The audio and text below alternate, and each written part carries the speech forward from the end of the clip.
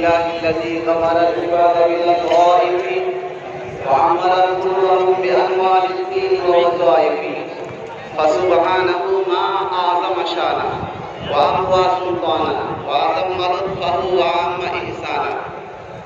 الله أكبر الله أكبر لا إله إلا الله والله أكبر ولله الحمد.